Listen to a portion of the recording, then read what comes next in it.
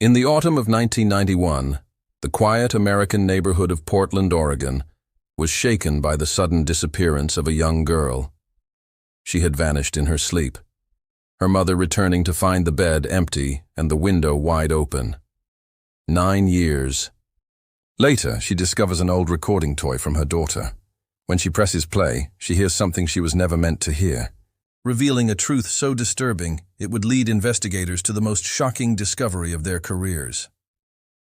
That afternoon in Portland, Oregon, Elaine Rhodes stood in what used to be her home, taping shut the last of the cardboard boxes. The house felt different now, emptier somehow, even though most of the furniture remained. It wasn't her house anymore. It belonged to Charles, her ex-husband, and that reality settled over her like a heavy blanket.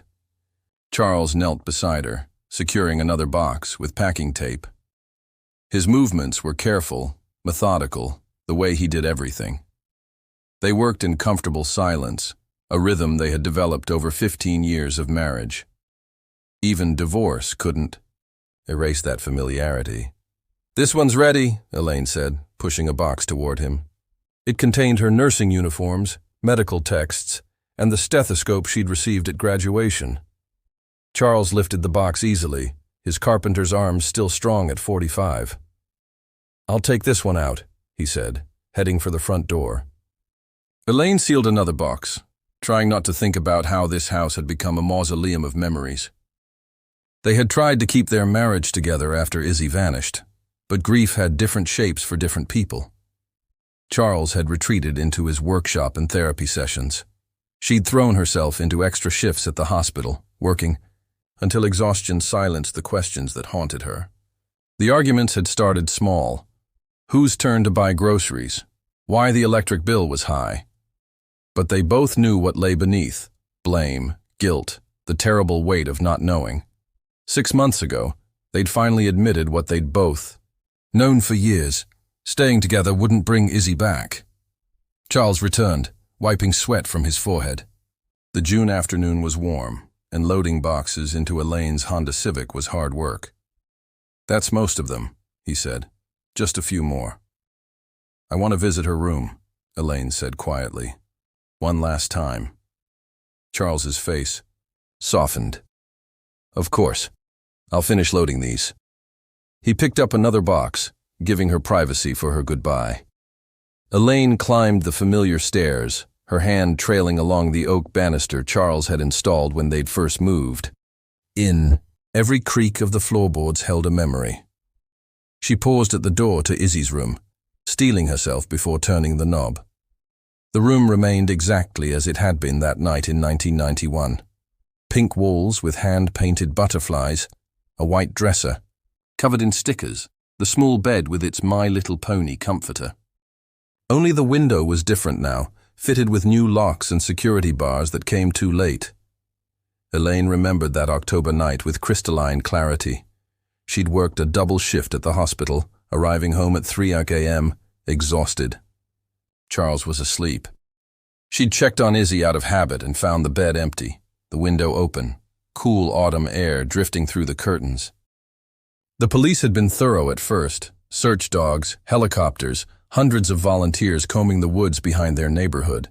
They'd found nothing: no fingerprints, no footprints, no sign of struggle, just a 5-year-old girl who'd vanished into the night. The case had grown cold despite the initial media attention. The FBI had been involved briefly, but without evidence of interstate trafficking, they'd withdrawn. Local police kept the case open, but had no leads to follow. Elaine approached the wardrobe where Izzy's photo sat in a silver frame. Her daughter smiled back, gap-toothed and bright-eyed, wearing the striped shirt and denim overalls she'd loved. Elaine kissed her fingers and pressed them to the glass. "Goodbye, baby girl," she whispered. Wiping her eyes, she left the Kayat's room and headed downstairs. Charles was waiting by her car, the last boxes loaded. They stood facing each other in the driveway, two people who'd once promised forever, now preparing for separate lives. "You'll be okay?" Charles asked. "I'll manage," Elaine said. "We both will." She got into her car and rolled down the window. Charles leaned in, concern creasing his face. You sure you want to take all this stuff? Your apartment isn't that big. If I need more space, I'll rent a storage unit, Elaine replied. It's not a problem. She paused, softening. Take care of yourself, Charles. We'll see each other around. Yeah, he said, stepping back. Drive. Safe. The 15-minute drive to her new apartment felt like crossing into another life. The building was a modest complex near the hospital, convenient for her night shifts. She'd rented a 2-bedroom on the 2nd floor. One room for her, one, for storage. Moving the boxes took hours. The building's wheeled cart helped, but she still had to make multiple trips. Her new neighbors watched curiously but didn't offer help. That was fine. She wasn't ready for new relationships. By evening, cardboard towers filled her living room. Elaine collapsed onto her second-hand couch, exhausted. She should unpack her essentials, work clothes, toiletries, kitchen items. Instead, her eyes kept returning to the box marked Izzy's favorites. Unable to resist, she pulled it toward her and carefully opened the flaps. Charles had packed it while she dealt with paperwork. She'd asked him to include things Izzy had loved most. Perched on top was a purple owl plush toy, joined by Izzy's favorite unicorn and a collection of other dolls. Beneath them lay neatly folded dresses and pajamas, still carrying the faint scent of childhood, Johnson's baby shampoo and graham crackers. Scattered below were well-loved books with bent corners, Corduroy, Where the Wild Things Are, the Velveteen Rabbit. Then Elaine saw it. The red and white cassette recorder. Not the expensive Fisher-Price model Izzy had wanted for her 5th birthday, but a generic version from Toys Plus. They'd been saving for a new water heater that year. The compromise had seemed reasonable then. Elaine lifted the toy, surprised by its weight. The batteries were probably long dead. She found the battery compartment and discovered they'd leaked slightly, leaving crusty residue. After cleaning the contacts with a tissue, she inserted fresh AAs from her junk drawer. The play button clicked down with a familiar mechanical sound. Static filled the air. Then a small voice emerged. Testing. Testing. This is Isabella Marie Rhodes, and I'm 5 years old. Elaine's heart clenched. She hadn't heard her daughter's voice in 9 years. Tears ran down her cheeks as Izzy continued chattering about her day, her friends at preschool, the butterfly she'd seen in the garden. Then the recording shifted. Background noises, movement. Charles's voice, distant but clear. Izzy, come to the princess room when you're done. Remember what I promised. Once we're finished, we'll go to Toys R Us for that new My Little Pony. Elaine frowned. Princess room? She rewound and played it again. Charles's tone was different than usual, cajoling, almost wheedling. And Izzy hadn't been particularly interested in princesses. She'd preferred animals, dragons, unicorns, puppies. Maybe Charles had been trying to redirect her interests. Parents did that sometimes, encouraging children toward different toys. The promised My Little Pony made sense as a bribe for good behavior. Elaine searched through the box but found no pony figurines. Perhaps they were in another box, or Charles had kept them. Some toys had been too painful to pack. She replayed the recording, listening intently to each word. Princess room. A strange phrase. Charles had never referred to Izzy's bedroom that way. Was it part of a game they played? A special nickname that had slipped her memory? After all, Charles had spent more of the daytime hours with Izzy. She set the recorder aside and began unpacking her personal belongings. Hours passed as she arranged her life into new spaces. Dishes in unfamiliar cabinets, clothes in a smaller closet, photos on different walls. When she opened her filing cabinet, to organize important papers, she realized something was missing. Her nursing license renewal documents weren't there. She checked every folder twice, then searched the boxes labeled with her name. Nothing. The clock showed 8:30 p.m. Her shift started at 10 Chauch. Without those documents, she couldn't prove her credentials were current. The hospital administration was strict about paperwork. She dialed Charles's number from her new phone. He answered on the third ring. "Elaine, everything okay?" "I can't find my nursing license documents," she said. "I think I left them at the house." "Would it be all right if I came by to look?" "Oh," a pause.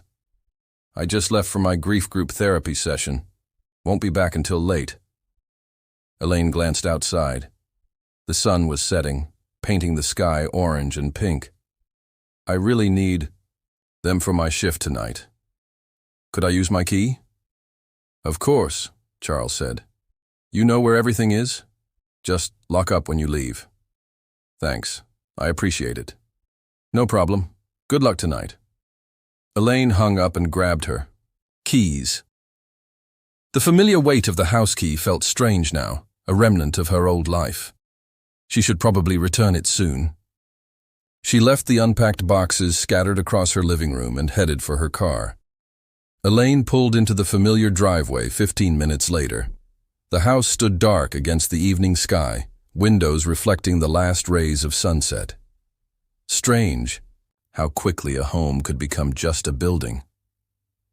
She let herself in through the front door, flipping on lights as she moved through the house. Everything remained exactly where she'd left it hours ago, but the emptiness felt more pronounced. Now the bedroom, Charles's bedroom now, she reminded herself, was at the end of the hall. She pushed open the door and switched on the overhead light. The queen bed they'd shared for 15 years looked strange with only one pillow. Charles had already removed traces of her presence. No jewelry dish on the dresser, no romance novels on the nightstand. The filing cabinet stood in the corner where it had always been. She opened the second drawer and found the manila folder marked medical licenses, exactly where she'd kept it. The documents were all there: her original license, renewal forms, continuing education certificates. Relief washed over her. At least this wouldn't affect her work. She tucked the folder under her arm and did a quick scan of the room. Nothing else seemed forgotten. As she turned to leave, the cassette recorder's words echoed in her mind. Princess room. The phrase nagged at her, a puzzle piece that didn't fit. She found herself climbing the stairs to Izzy's room again. The door creaked as she entered. Without the clutter of toys and clothes she'd packed earlier, the room looked larger, sadder. She walked slowly around the perimeter, running her fingers along the walls, half expecting to find some princess decoration she'd forgotten. Nothing. No castles, tiaras, or fairy tale imagery. She opened the closet door. Empty hangers clinked, together in the slight breeze from her movement. The wardrobe stood against the far wall. When she approached it, the old piece shifted slightly, tilting toward her. Without the weight of clothes inside, its structural problems were obvious. The left front foot didn't touch the floor properly. She examined the gap, noticing how the wooden floorboards had warped underneath. The room had been closed up so often since Izzy's disappearance, moisture had probably accumulated. Portland's damp climate was hard on old houses. The wardrobe wobbled when she tried to steady it. One good shove might topple it completely. She couldn't leave it like this. If it fell in the night, Charles might think someone had broken, and the last thing he needed was that kind of scare. She checked her watch. 7:30 p.m. Harrison's Hardware stayed open until 8 p.m. She could grab some wooden shims to level it out, do a quick fix before her shift. The phone rang downstairs, sharp in the quiet house. Elaine hurried down, instinctively moving to answer it. Her hand was on the receiver when she stopped. This wasn't her house anymore. Charles deserved privacy. Whatever calls came here were no longer her business. She gathered her folder and purse, switching off lights as she moved toward the door. The phone stopped ringing. After a pause, the answering machine clicked on. Charles's recorded voice said, "You've reached the Rhodes residence. Please leave a message." A woman's voice filled the room, warm but concerned. "Charles, this is Mrs. Jansen from Group. I need you to call me back as soon as possible." We need to discuss your attendance and participation. You've missed 3 sessions now. That's 3 weeks, Charles. The group is concerned. Please call me. Elaine froze. 3 weeks? But Charles had just told her he was at therapy.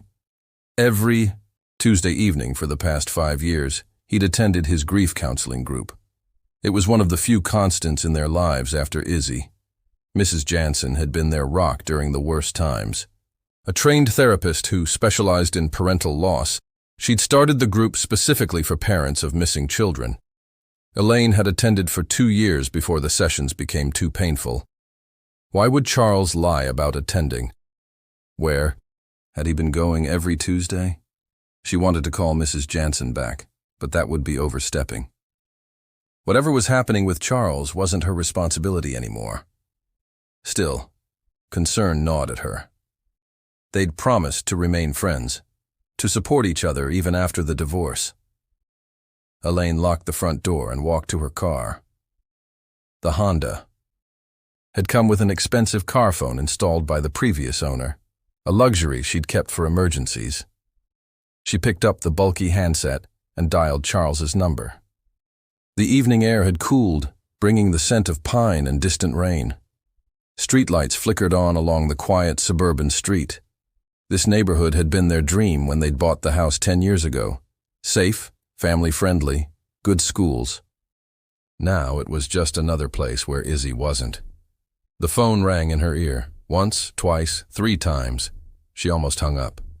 Then Charles answered, "Hello?" His voice sounded strained, breathless. "Charles, it's me," Elaine said. "I just wanted to check in. Where are you? Are you at therapy?" Silence stretched between them, broken only by static on the car phone line. "Charles," she said, "can you hear me?" "Yes," Charles stuttered. "I mean, no, but I'm on the way there." His words tumbled out quickly. "I went to pick up Matthew. You know, he lives quite far from here, but we plan to attend the session together. I'll be 15 minutes late. Why do you ask?" Something in his voice didn't sound right. Elaine had heard Charles lie before. White lies about surprise parties, small fibs to spare someone's feelings.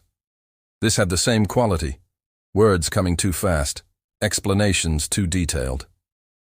"I didn't mean to probe," Elaine said carefully. "When I was at your house getting my documents, a call came in. It went to voicemail. Mrs. Jansen." "Ah, yes," Charles laughed, but it sounded forced. "I know she doesn't like it when anyone's late to group therapy meetings. I've been late to several meetings, so maybe she wanted to talk to me about that." Late was different from absent. 3 weeks of missed sessions wasn't the same as arriving 15 minutes after start time. "What did she say in the voicemail?" Charles asked, his tone too casual. Elaine hesitated. Part of her wanted to confront him directly, but what was the point? They were divorced. His choices were his own now. "Nothing specific," she said. "Just wanted you to call back. It's not a big deal." "Right. Well, I should get going. Matthew's waiting." "Sure. Drive safe." "You too. Bye, Elaine." The line went dead. Elaine stared at the phone for a moment, before hanging up. In 15 years of marriage, she'd learned to read Charles's moods, his tells. He was definitely lying about something. She started the car and pulled away from the house. Harrison's Hardware was only 5 minutes away. A family-owned store that had survived the arrival of big-box retailers through excellent service and community loyalty. The bell above the door chimed as she entered. George Harrison, the owner's son, looked up from behind the counter and smiled. "Elaine, good to see you. How's everything?" "Fine, George. Just need some shims for a wobbly wardrobe." Aisle 3, halfway down.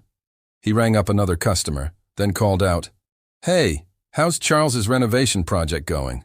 Does he need a hand? I've got some free time this weekend."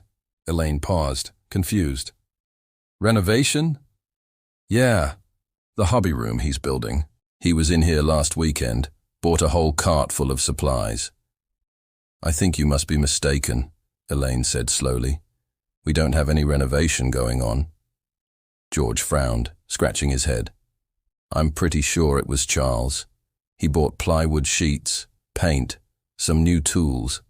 Said he was finally making that hobby room he'd always talked about. A hobby room. Charles had mentioned wanting one years ago, back when he still did carpentry projects for fun. But after Izzy disappeared, he'd lost interest in his hobbies. Well, Elaine said, forcing a smile. I'll ask him about it. Thanks for the information. No problem. The shims are right where I said. Elaine found what she needed quickly, paid for her purchase, and headed back to her car. The hardware store bag crinkled as she set it on the passenger seat. A renovation project she knew nothing about. Missed therapy sessions. Lies about where he was tonight. The pieces didn't fit together, but Elaine couldn't see the whole picture yet. Maybe Charles was just going through a difficult time with the divorce. People handled grief and change differently. He might have thrown himself into a project to cope, been too embarrassed to admit he'd stopped therapy. She checked the dashboard clock, 8:05 p.m. If she hurried, she could fix the wardrobe and still make it to her shift on time. The evening had taken on a surreal quality. This morning she'd been married, living in this neighborhood. Now she was a visitor in her own life, discovering secrets in a house that had once held no mysteries. She turned the key in the ignition and drove back toward Charles's house, unaware that each mile brought her closer to answers she wasn't prepared to find. Elaine pulled into Charles's driveway for the second time that evening. The hardware store bag rustled as she gathered it along with her purse.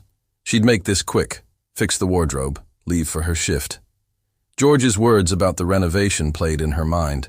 Maybe Charles really was returning to his old hobbies. During their courtship, he'd spent weekends crafting beautiful wooden figurines, owls, foxes, little bears with intricate details. His hands had been so gentle and precise, coaxing life from raw wood. Her key turned easily in the lock. The house sat in darkness, except for the porch light she'd left on. She flipped the switch in the entryway and headed for the stairs. Halfway up, she noticed light spilling from under Charles's office door. Strange. She'd turned off all the lights earlier. "Charles," she called. "Are you home?" No answer, but she heard movement, footsteps, the scrape of furniture. She reached the second-floor landing.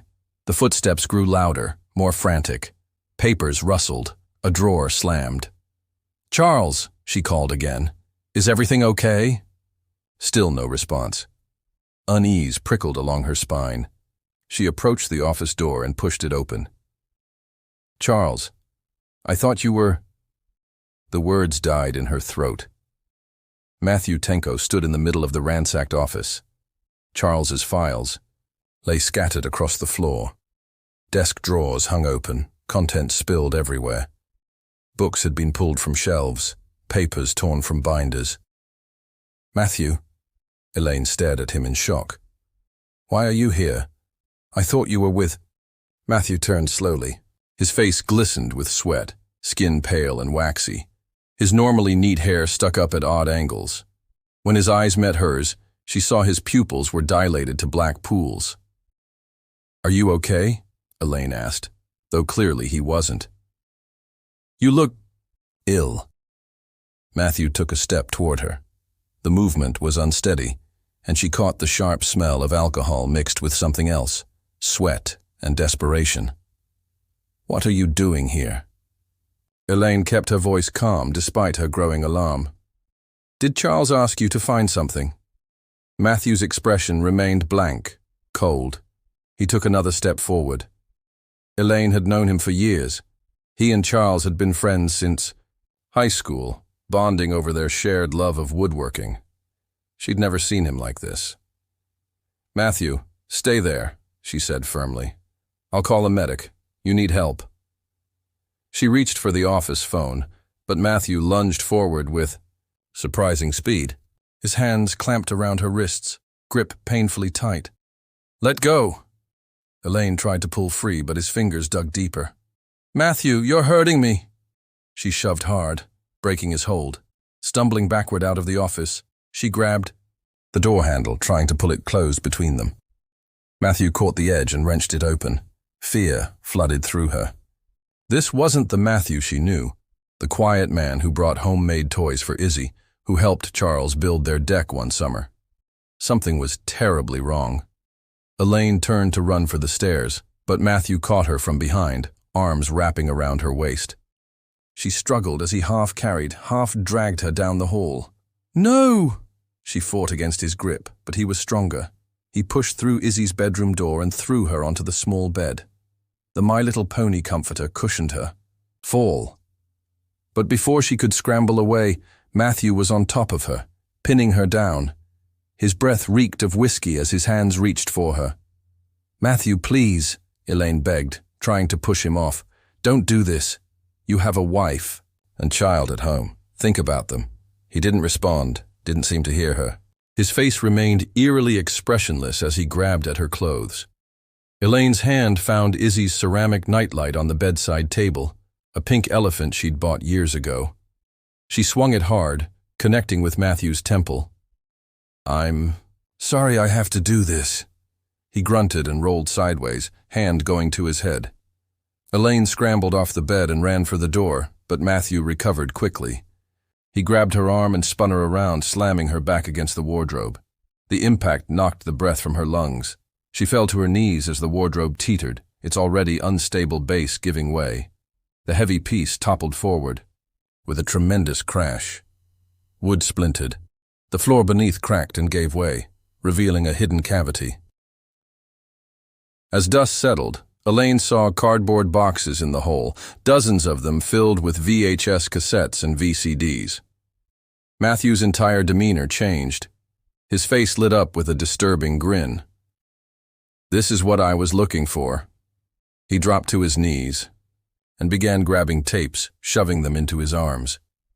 Elaine, still dazed from the impact, watched in confusion. What were these? Why were they hidden under the floor? "Stop!" She lunged for Matthew, trying to prevent him from taking whatever these were. Her hands knocked several cassettes from his grip, and they clattered across the floor. Matthew cursed and gathered what he could carry, clutching the tapes to his chest. He pushed past Elaine and ran from the room, footsteps thundering down the stairs. "I'm calling the police!" Elaine shouted after him, her voice shaky but determined. She heard the front door slam. Through the window, she watched Matthew stumble down the driveway, still clutching his stolen prizes. He didn't look back, didn't seem to care about her threat. Whatever was on those tapes was worth the risk to him. Elaine slumped against the wall, heart racing. Her wrists throbbed where Matthew had grabbed her. Her back ached from hitting the wardrobe. But mostly, she felt confusion and growing dread. What had just happened? Why had Matthew broken into Charles's house? What was on those tapes that made them worth assaulting her? She looked at the broken floor, at the boxes of tapes still visible in the hidden compartment. Whatever secrets they held, Matthew had only taken a fraction.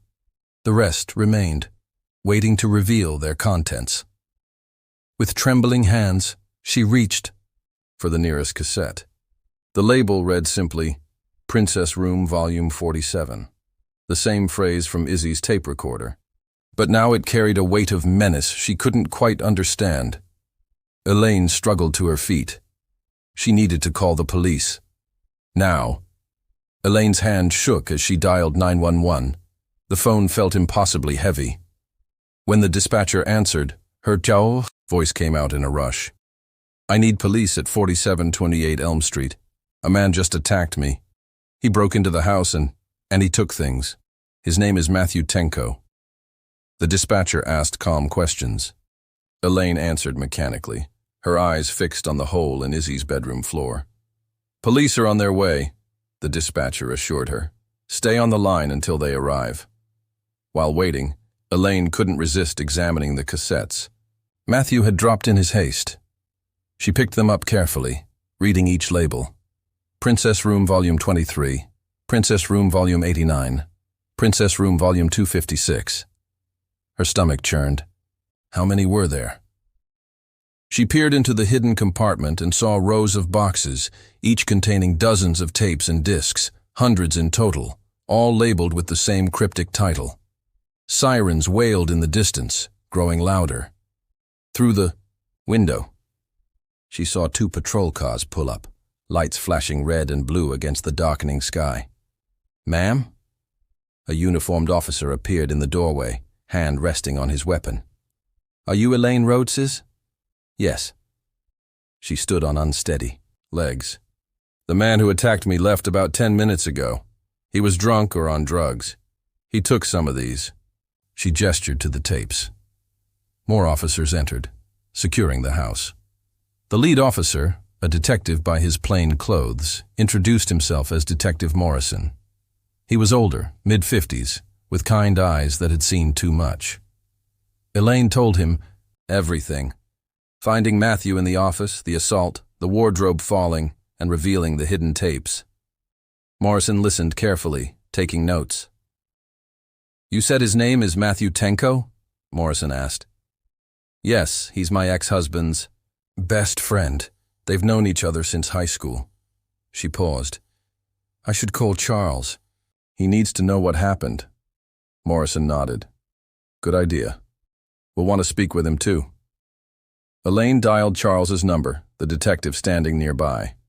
The phone rang several times before Charles answered. "Elaine." His voice was sharp with irritation. "Why do you keep calling me?" "Charles, where are you?" "I told you, I'm with Matthew at therapy." "What is this about?" Elaine felt her heart sink. Another lie. "Charles, Matthew was just here at your house. He attacked me. The police are here now." Silence on the other end. "They want to talk to you," Elaine continued. She held out the phone to Morrison. "He wants to speak with you." Morrison took the phone. "Mr. Rhodes's, this is Detective Morrison. We need you to come to your residence immediately. There's been an incident involving—" The line went dead. Morrison frowned and handed the phone back. He hung up. "He said he was at his therapy group," Elaine said, "with Mrs. Jansen. But that can't be true if Matthew was here." Morrison turned to one of his officers. "Get the therapy center's address and this Mrs. Jansen's contact information. Send a unit to check it out." While officers made calls, Morrison examined the tapes. His expression grew more serious as he read the labels. "These all say Princess Room. What does that mean?" "I don't know," Elaine admitted. "I heard it on an old recording of my daughter today. She went missing 9 years ago. These tapes were hidden under the floor." Morrison's eyes sharpened. "Your daughter is missing? What was—" "Her name? Isabella, Izzy. She was 5 when she disappeared from her bed." Elaine's voice cracked. "The police never found any leads." The detective exchanged glances with his officers. "Ma'am, I think we should look at what's on these tapes." They moved to the living room. Elaine's hands trembled as she turned on the TV and inserted a disc into Charles's player. The screen flickered to life. At first, it seemed innocent. Charles and 5-year-old Izzy in their living room, playing with blocks. Izzy's laughter filled the room, that same bright sound from the cassette recorder. "That's from before she disappeared," Elaine whispered. "Maybe a few months." On screen, Charles smiled at the camera. "Izzy, want to play a game? Go to the princess room and surprise me." "Okay, Daddy." Izzy jumped up and ran off camera. Her footsteps could be heard going downstairs. Charles looked directly at the camera and began counting. 1, 2, 3. He drew out each number, taking several seconds between them. "She's going to the basement," Elaine said, confused. "But we never called it the princess room." Charles reached 10 and stood. The camera followed him as he walked to the basement door and descended. The video cut abruptly. When it resumed, they were in a different room. Pink walls, stuffed animals, a child-sized bed with princess sheets. Elaine had never seen this room before. Izzy sat on the bed, wearing a tiny bikini swimsuit, far too adult for a 5-year-old. She looked uncomfortable, uncertain. "Now pose for Daddy." Charles's voice came from behind the camera. What followed made Elaine's blood run cold. Charles entered the frame and sat beside Izzy. His hands moved to touch her in ways no Father should touch his child. Izzy's face showed confusion, discomfort. "Stop!" Elaine cried out. "Turn it off." Morrison paused the video immediately. Elaine collapsed onto the couch, sobbing. Her whole world had shattered in seconds. The man she'd loved, trusted, shared a life with, he was a monster. "I never knew," she gasped between sobs. "I never saw that room. Oh God, my baby." Morrison sat beside her, his voice gentle but urgent. "Mrs. Rhodes, I need you to think. Could your daughter still be in this house, in the basement?" Elaine's head snapped up. The possibility hadn't occurred to her. "The basement? It's always locked. Charles has the only key. He said it was for safety, to keep his tools secure." An officer approached. "Detective, I spoke with Mrs. Jansen. Charles Rhodes hasn't attended therapy in 3 weeks. He's not there tonight." Morrison stood. "That's probable cause. We're going into that basement." He turned to his officers. "Get the breaching tools from the car. We're going through that door." "Yes," Elaine said firmly, wiping her tears. "Do it. If there's any chance she's—" She couldn't finish the sentence. 9 years. Could she have been in the basement for 9 years? Officers returned with heavy tools, a battering ram and crowbars. They moved toward the basement door, a solid oak barrier that had always seemed excessive for an interior door. "Stand back, ma'am," Morrison instructed. Elaine pressed against the far wall, heart pounding. After all these years of not knowing, of grieving, of slowly accepting that Izzy was gone forever, could the answer have been beneath her feet all along? The first blow from the battering ram shook the entire wall. The door held firm. Charles had reinforced it, she realized, made it stronger than necessary. Another piece of the horrible puzzle falling into place. "Again," Morrison ordered. The second impact cracked the frame. The third sent splinters flying. On the fourth blow, the door gave way with a tremendous crash. The basement door gave way, revealing wooden stairs descending into darkness. An officer found the light switch and flipped it on. Fluorescent bulbs hummed to life, illuminating a surprisingly organized space. Morrison led the way down, weapon drawn, followed by 3 officers. Elaine waited at the top of the stairs until Morrison called, "Clear, you can come down." The basement looked exactly as Elaine remembered. Charles's workbench stood against one wall, tools hanging in neat rows. Shelves held labeled boxes of screws, nails, and hardware. A washer and dryer occupied one corner, everything in perfect order. "My husband is very organized," Elaine said, her voice echoing slightly. "He works down here sometimes, building things. It's not entirely abandoned." Morrison nodded, but his expression remained skeptical. "Check everything. There's got to be a hidden entrance somewhere." Officers spread out, examining every wall, every corner. They knocked on surfaces, listening for hollow sounds. They checked for fresh paint that might hide new construction, different materials that didn't match, unusual marks on the concrete floor. Upstairs, Elaine could hear other officers going through the videos, searching for clues about the hidden room's location. Occasionally, someone would curse or make a sound of disgust. She didn't want to know what they were seeing. "The hardware store clerk mentioned renovation supplies," Elaine told Morrison. "Said Charles bought materials for some project." "Do you have the house's original blueprints?" Morrison asked. "Building plans? I haven't seen them in years. Charles would know where they are, but—" She trailed off. Charles wasn't going to help them. The search continued methodically. Officers pushed aside storage boxes, moved furniture, checked behind the water heater. 20 minutes passed with no success. Elaine found herself on her hands and knees, peering under the workbench. If Charles had hidden something, he'd done it well. She moved to check under the washing machine, angling her head to see into the narrow gap. Something caught the light, a thin edge that gleamed differently than the concrete floor. "Detective," she called. "There's something under here." Morrison and 2 officers hurried over. Together, they gripped the washing machine and pulled it away from the wall. The dryer followed, scraping loudly across the floor. A disc lay where the washer had been, covered in dust. Morrison picked it up carefully. The label read, "Room Volume 331. Look at the wall," one officer said. Where the machines had hidden it, the wall showed a subtle irregularity. A section of drywall didn't quite match. The seam was cleverly disguised but visible now that they knew where to look.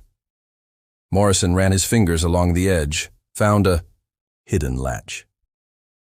The false panel had been masterfully crafted, nearly invisible when closed. "Stand back," he ordered. The latch was locked. Morrison tried to force it, but it held firm. An officer handed him a crowbar. Metal scraped against metal. Then the lock gave way with a snap. The panel swung open. Behind it, a narrow passage stretched into darkness. Pink fairy lights ran along the ceiling, unplugged but clearly meant to illuminate the way. The smell hit them immediately. Mildew, metal, and something else. Human habitation in a confined space. Morrison found where the lights plugged in and connected them.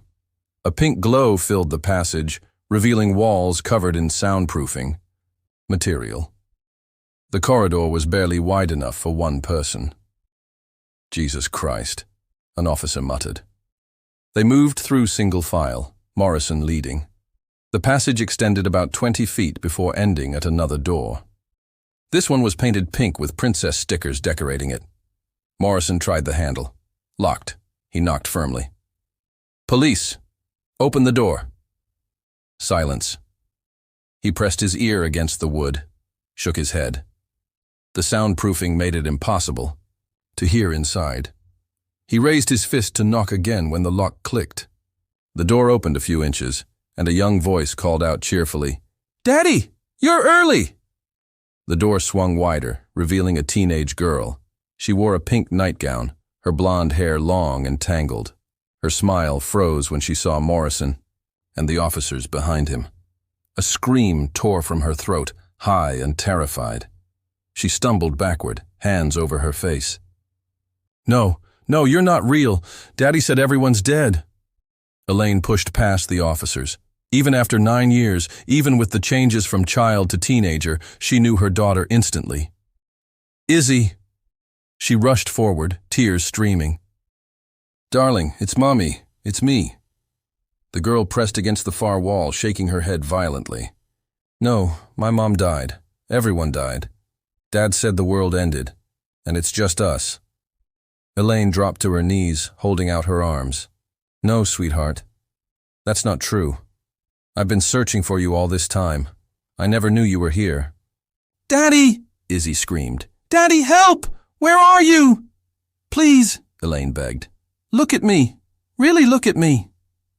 Morrison quietly motioned his officers to stay back, giving mother and daughter space. He pulled out a pen and handed it to Elaine. Understanding immediately, Elaine took the pen and began drawing on her own hand. A simple butterfly with a smiley face, the same design she'd drawn countless times when Izzy was small. "Remember this?" she said softly. "You used to ask me to draw it every time the old one washed off. You called it your happy butterfly." Izzy's eyes fixed on the drawing. Her breathing slowed. Recognition dawned slowly, like sun breaking through clouds. "Mommy." The word came out broken, uncertain. "But Daddy said—" "I know what he said, darling. But he lied. I'm here. I'm real." Elaine opened her arms again. Time. Izzy flew into them. They held each other, both sobbing. Elaine breathed in her daughter's scent, felt her solid warmth. Alive. After all these years, alive. Morrison and his team entered the room carefully. The space was small, maybe 10 by 12 feet. Pink walls, princess decorations everywhere, a single mattress on the floor with Disney sheets, toys scattered about. Some age-appropriate for a teenager, others clearly from when she was younger. A small TV sat in one corner with VCR and disc players. A tripod stood nearby, camera mount empty, professional lighting equipment, coloring books, and crayons. A narrow drawer was built into the wall, probably how food was delivered. In the closet, officers found things that made them exchange dark looks. Adult toys, lingerie in child sizes, video equipment, tools whose purpose was all too clear. "We need medical," Morrison said quietly into his radio, "and confirm all units are searching for Charles Rhodes's and Matthew Tenko. Rhodes is now primary suspect in child abduction and abuse." Paramedics arrived within minutes. They approached Izzy gently, explaining they needed to check her health. She clung to Elaine but allowed the examination. Outside in the ambulance, away from the pink prison, Izzy sat between Elaine and a female. Paramedic. She seemed dazed, overwhelmed by the sudden expansion of her world. "I thought everyone was dead," she kept repeating. "Dad said there was a war, nuclear bombs. He said we were the only ones left." She looked at Elaine with eyes too old for her 14 years. "He said I needed to have a baby to save the human race, but I never got pregnant. I felt so bad, like I was failing." Elaine's stomach turned. She forced her voice to stay calm. "Sweetheart, have you gotten your period yet?" "Yes, 2 years ago. Dad was so happy. He said, now we could really start our new world." The paramedic made notes, her face carefully neutral. "Izzy, do you have any pain, any itching or discomfort anywhere?" "No." Izzy seemed puzzled by the question. "Why is everyone so scared? Dad lied, I know. But he always loved me. He said what we did was beautiful, that I was meant for him." Elaine bit back a sob. 9 years of grooming, manipulation, abuse disguised as love. Her baby girl had no concept of how wrong it all was. She took Izzy's hands gently. "Sweetheart, what your father did wasn't right. Adults shouldn't do those things with children. That kind of intimacy is only for grown-ups who choose each other, like husbands and wives." "But I love Daddy," Izzy protested, confusion clear in her voice. "I know you do, but there are different kinds of love. The love between a parent and child is supposed to be protective, safe. What he did, that wasn't love, baby. It was wrong." Izzy fell silent, processing this new information. The paramedic finished her initial examination. "She appears stable," she told Elaine, quietly. "But she'll need a full examination at the hospital given the circumstances." Elaine nodded. She understood. They needed to check for pregnancy, diseases, physical damage, the full horror of what her daughter had endured. Morrison approached the ambulance. "We need to take you both to the station for statements. The medical team says it's not an emergency, so we can do that first if you're willing." Elaine looked at Izzy, who seemed lost in thought. "Yes, let's get this done." As they prepared to leave, Elaine realized the twisted logic of Charles's plan, the arguments, the push for divorce. He'd wanted freedom to live his sick fantasy without interference. He'd kept their daughter prisoner while Black Elaine slept upstairs, worked her shifts, lived her life believing Izzy was gone. The pink fairy lights still glowed in the basement as they left, marking the path to a nightmare that had lasted 3,285 days. 9 years of a child's life, stolen, twisted, corrupted. As they stepped outside, Morrison opened the back door of the patrol car. "Mrs. Rhodes, Isabella, please get in. We need to take you to the station." Elaine helped Izzy into the back seat, following close behind. The girl pressed against her mother, still bewildered by the sudden change in her world. The medical team had cleared them for transport, though Izzy would need comprehensive examinations later. Officer Chen sat in the driver's seat, adjusting his radio. Static crackled before voices came through clearly. "Unit 12, we've apprehended Charles Rhodes and Matthew Tenko at 3542 Riverside Drive. 6 additional suspects in custody, requesting transport van." Morrison leaned forward. "That's them. Chen, what's the location?" Riverside Drive is on our route to the station, sir. About 5 minutes from here. Make a quick stop. I want to see the scene. As they drove through the quiet, Portland streets, Elaine held Izzy close. The girl hadn't spoken much since leaving the basement, occasionally asking where her father was, when he'd come back. Each question broke Elaine's heart a little more. The radio continued its chatter. Be advised, evidence of child exploitation material found on scene. CSU requested. Elaine covered Izzy's ears, though the girl seemed lost in her own thoughts. The reality of what Charles had done, what he'd put their daughter through, made her physically ill. They turned onto Riverside Drive, a tree-lined residential street with modest two-story homes. Police cars blocked the road, lights flashing. A crowd of neighbors had gathered on the sidewalk, craning to see what was happening. Stay in the car, Morrison instructed as they parked. I'll just be a moment. Through the window, Elaine could see everything. 8 men stood handcuffed near a police van. Charles was among them, his head down, shoulders slumped. Matthew stood beside him, swaying slightly, clearly still intoxicated. The other 6 men ranged in age from their 30s to 60s. Some looked defiant, others terrified. All wore the comfortable clothes of a casual evening gathering. Officers moved in and out of the house, carrying evidence bags. Elaine heard fragments of conversation through the cracked window. Found them watching one of the videos when we entered. Princess Room Volume 962. Looks recent. Say. They're part of something called Family Sanctum Fellowship. Meetings rotate between houses, sharing their material. Bile rose in Elaine's throat. A club. They'd formed a club to share videos of their own children. How many other victims were there? Charles suddenly looked up, his eyes meeting Elaine's through the car window. For a moment, neither moved. Then his lips curved into something that might have been a smile. Wait here, Elaine told Izzy, her voice shaking with rage. She pushed open the car door and strode toward her ex-husband. Officers moved to intercept, but she was too quick. Her hand connected with Charles's cheek in a sharp slap that echoed off the nearby houses. You're a monster, she screamed.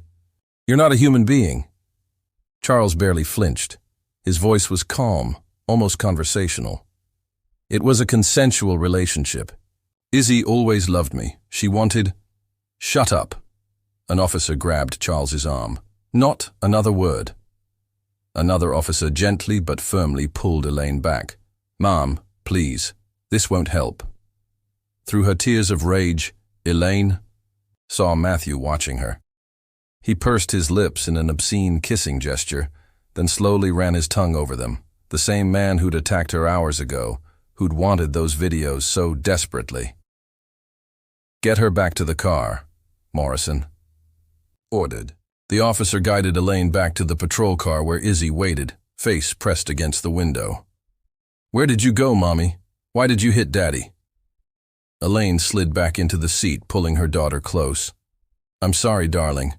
I shouldn't have done that. Outside, officers loaded the 8 men into separate vehicles.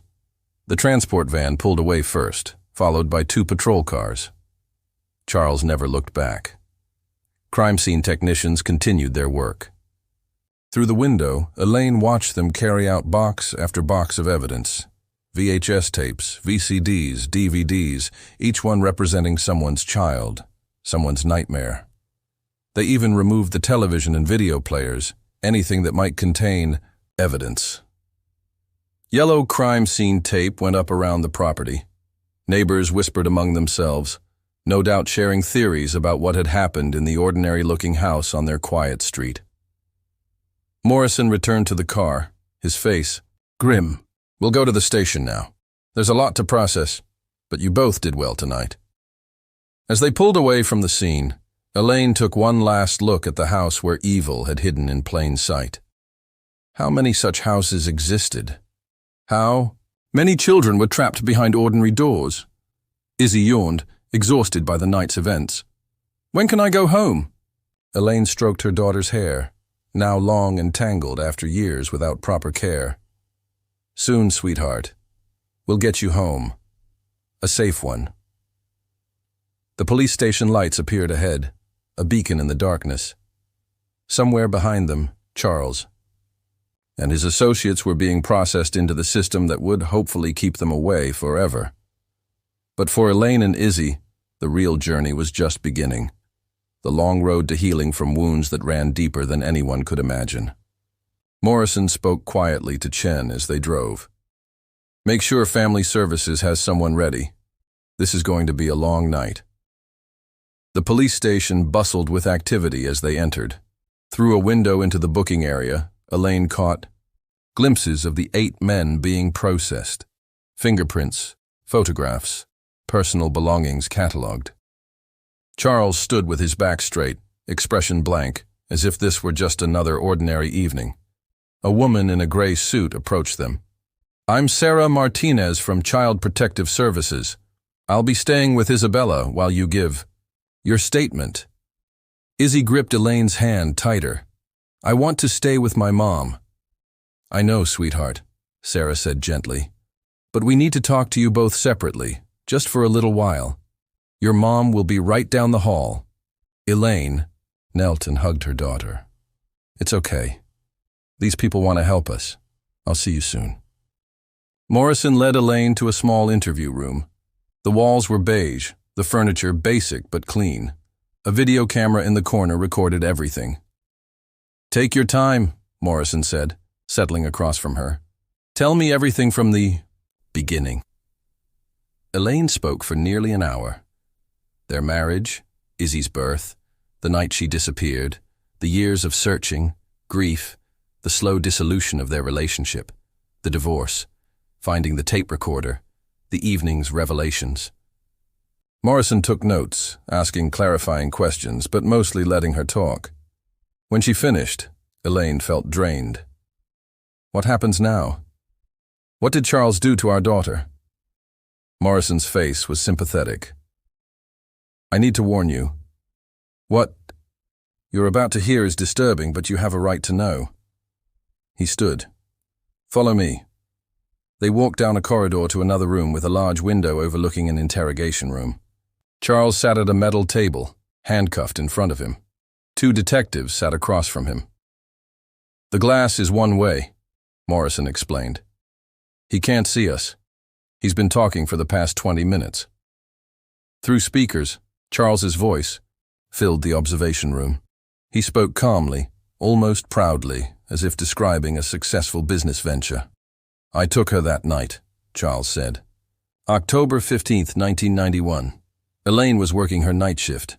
I carried Izzy downstairs to the princess room I'd finished building. She was sleeping, didn't even wake up."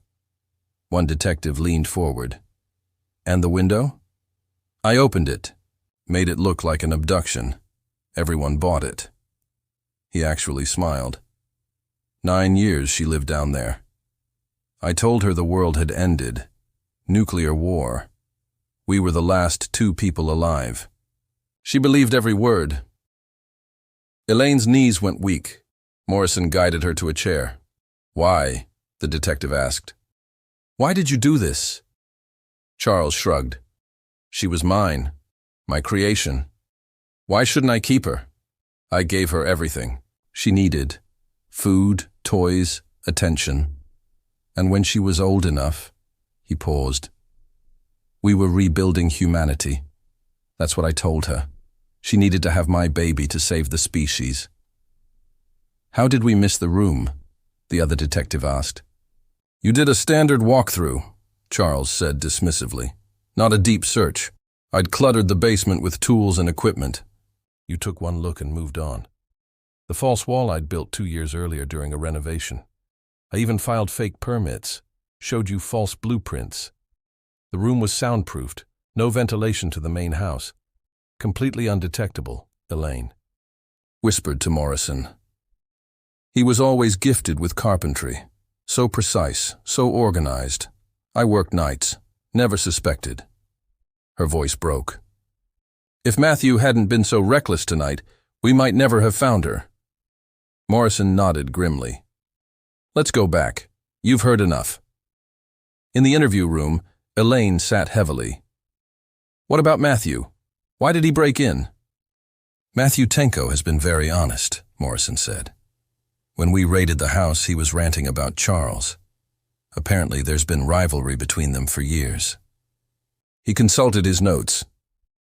In their sick group, Charles was the star.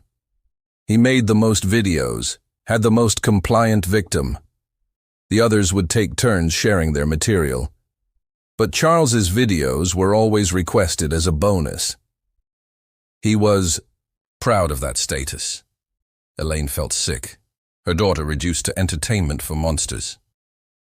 Matthew became obsessed, Morrison continued. He developed desires for Izzy but couldn't find where Charles kept her, so he decided to steal the video collection. He broke in through the back door tonight. Didn't expect you to be there. He attacked you. He attacked me, Elaine said quietly. Tried to. We know. He confessed to that too. Said you reminded him of Izzy. Morrison's voice was gentle. Mrs. Rhodes, your daughter is going to need extensive therapy. She may seem okay on the surface, but 9 years of psychological manipulation and abuse. There will be deep trauma. I know, Elaine said, but she's alive. We have a chance. Morrison stood. Let's reunite you with your daughter. They found Izzy in the corridor with Sarah Martinez. The girl jumped up when she saw Elaine. Mommy! They embraced, both crying. Elaine breathed in her daughter's scent, still amazed she was real, alive, here. An officer will escort you to the hospital soon, Sarah said, for the examination we discussed. They moved to a quiet waiting room. Izzy curled against Elaine on a worn couch. For a while, neither spoke. The weight of everything that had happened, everything that would need to happen, pressed down on them. Then Izzy began to cry. Not the confused tears from earlier, but deep, wrenching sobs. The officer told me everything, and I think they were right. Dad lied to me, she gasped, about everything. The world didn't end. You weren't dead all those years. She looked up at Elaine with devastated eyes. Why did he do that to me? Elaine held her tighter. I don't know, baby. Sometimes people we trust do terrible things. It wasn't your fault. None of it was your fault. But I loved him, Izzy whispered. Even when I thought I was helping save the world. I feel so stupid. You're not stupid. You were a child who believed what you were told by someone who should have protected you. Elaine stroked her daughter's hair. We'll get through this together. It won't be easy, but we're both strong, stronger than we know. They sat in the waiting room as the station quieted around them. Somewhere, Charles and his associates were being processed into the system that would hopefully keep them away, forever. But for Elaine and Izzy, the focus had shifted from the past to the future. We'll need a new home, Elaine said softly. Somewhere fresh. And you'll go to school, make friends, have a real life. Izzy nodded against her shoulder. Will people hate me? Is it going to be painful moving on? No, Elaine said gently. Time helps, talking helps, love helps. The pain will ease. And you'll create new memories to soften the old ones. Not everyone needs to know what happened. You get to choose who's worthy of your trust, who you share your story with. An officer appeared in the doorway. Ma'am, the escort to the hospital is ready. They stood together, hands clasped.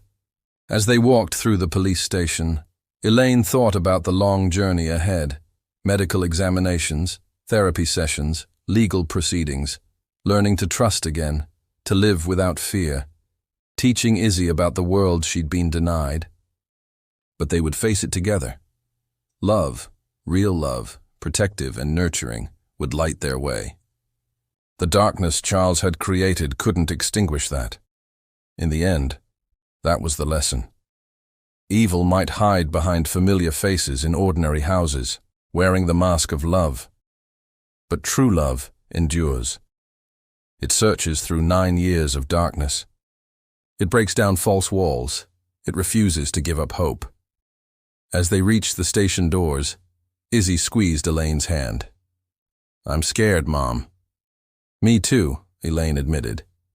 But we're together now, and together we can face anything. They stepped into the night toward the waiting car, toward healing, toward a future they would build one day at a time.